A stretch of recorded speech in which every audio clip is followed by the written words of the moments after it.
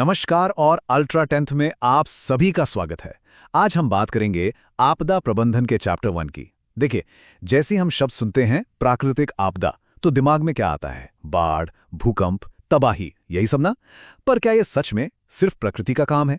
चलिए, आज के इस विश्लेषण में हम इसी की तह तक जाएंगे और समझेंगे कि इन खतरों से निपटने के लिए हम और आप कितने तैयार हैं। तो सबसे पहला और सबसे जरूरी सवाल यही है, क्या बाढ़, भूकंप या सूखा ये सब सिर्फ कुदरत की देन है या फिर इसमें कहीं ना कहीं हमारी यानी इंसानों की गलतियों का भी हाथ है? क्या हमारी कोई हरकत एक आम सी घटना को एक बड़ी भयानक आपदा में बदल देती है? चलिए इस पूरे चैप्टर में इसी सवाल का जवाब ढूंढते हैं। तो आज का हमारा सफर कैसा रहेगा? सबसे पहले हम जानेंगे कि प्राकृतिक आपदा होती क्या है, फिर देखेंगे कि ये कितने तरह की होती हैं, भारत में इसका क्या सीन है और इससे निपटने का पूरा सिस्टम क्या है, और हाँ, सबसे जरूरी बात, इसमें हमारी और आपकी यानी समुदाय की क्या भूमिका है। तो चलिए सबसे पहले इसी शब्द को पकड़ते हैं, आपदा।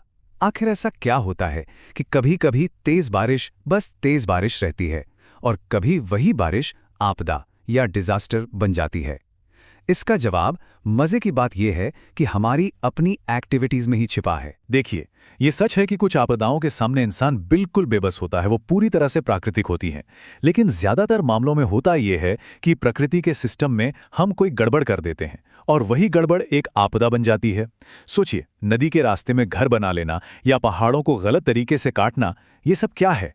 ये हमारी ही गलतियां हैं जो एक प्राकृतिक घटना के असर को कई गुना, जी हाँ, कई गुना बढ़ा देती हैं। चलिए अब जरा उन बड़ी बड़ी प्राकृतिक आपदाओं पर नजर डालते हैं जिनके बारे में हम आए दिन अखबारों में पढ़ते हैं या न्यूज में देखते हैं और जो भारत के अलग अलग कोनों पर असर डालती हैं। सुनामी नाम सुनते ही डर लगता है ना?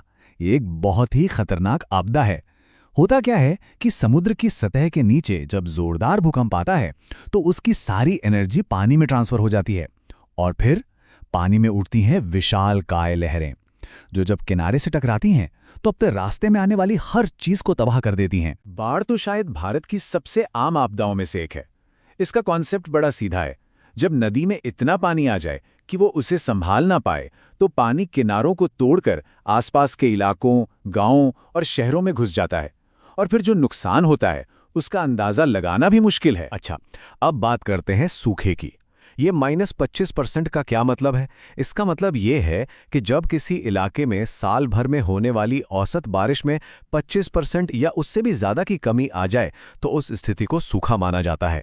और पानी की ये कमी खेतीबाड़ी से लेकर हमारी रोजमर्रा की जिंदगी तक हर चीज पर भारी पड़ती है। इनके अलावा भी कई आपदाएं हैं, जैसे भूकंप मतलब धरती का कांपना, और भूस्खलन यानी लैंडस्लाइड जो खासकर हमारे पहाड़ी इलाकों जैसे जम्मू कश्मीर, हिमाचल और उत्तराखंड में एक बड़ा खतरा है। और हाँ, चक्रवात या साइक्लोन को कैसे भूल सकते हैं, जो हमारे तटीय इलाकों के लिए हमेशा एक बड़ी चुनौती बने रहते हैं। सिर्फ परिभाषाएं जानना ही काफी नहीं है।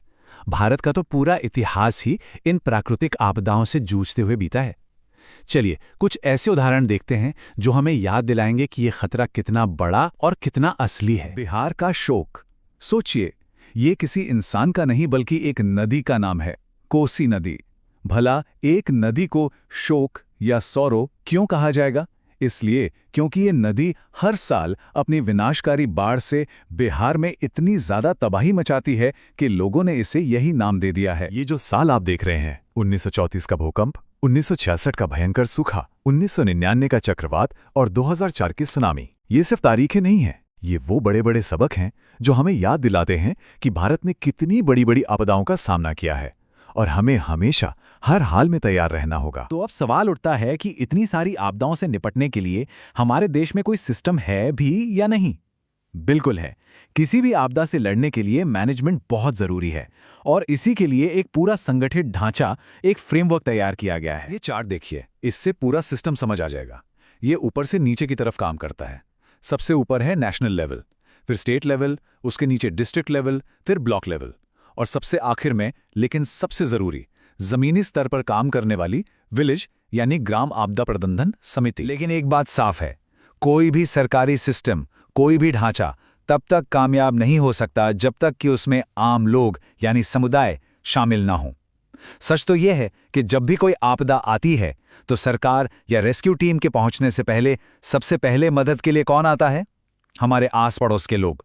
वही है हमारी रक्षा की पहली पंक्ति। तो एक समुदाय के तौर पर हम क्या क्या कर सकते हैं? बहुत कुछ। जैसे उत्तर बिहार में लोग आज भी बाढ़ से निपटने के लिए अपने पुराने पारंपरिक तरीके अपनाते हैं। सूखे का सामना करने के लिए सब मिलकर कुएं और तालाब खोद सकते हैं, और जहां भूकंप का खतरा है वहां नई टेक्नोलॉजी का इस्तेमाल करके भूकंप रोधी घर बनाना तो सबसे ज्यादा जरूरी है। तो इस पूरी बातचीत से, इस पूरे विश्लेषण से हम घर क्या लेकर जा रहे हैं? सबसे बड़ा और सबसे जरूरी सबक क्या है? तो सबसे बड़ी सीख यही है कि आपदा प्रबंधन कोई एक तरफा काम नहीं है, ये एक टीम वर्क है। इसमें सच्ची कामयाबी तभी मिलती है जब आम लोगों की एक्टिव भागीदारी हो और प्रशासन की तरफ से मजबूत फैसले लिए जाएं। ये एक साझा जिम्मेदारी है। तो देखिए, सिस्टम अपनी जगह है, सरकार अपनी जगह है, लेकिन असली तैयारी तो हम सबसे शुरू होती है, हर एक इंसान से, हर एक समुदाय से। तो अब जरा एक पल के लिए सोचिए, आपके अपने गांव, आपके अपने मोहल्ले में ऐसी कौन सी एक चीज है जो आपदा से निपटने की तैयारी के लिए और बेहतर तरीके से की जा सकती है? आज हमारे साथ जुड़ने के लिए बहुत बहुत धन्यवाद। उम्मीद है आपको ये विश्लेषण पसंद आया होगा। अगर हाँ, तो इसे लाइक जरूर करें और आगे भी ऐसे ही विश्लेषणों के लिए हमारे चैनल को सब्सक्राइब करना बिल्कुल ना भूलें। शुक्रिया।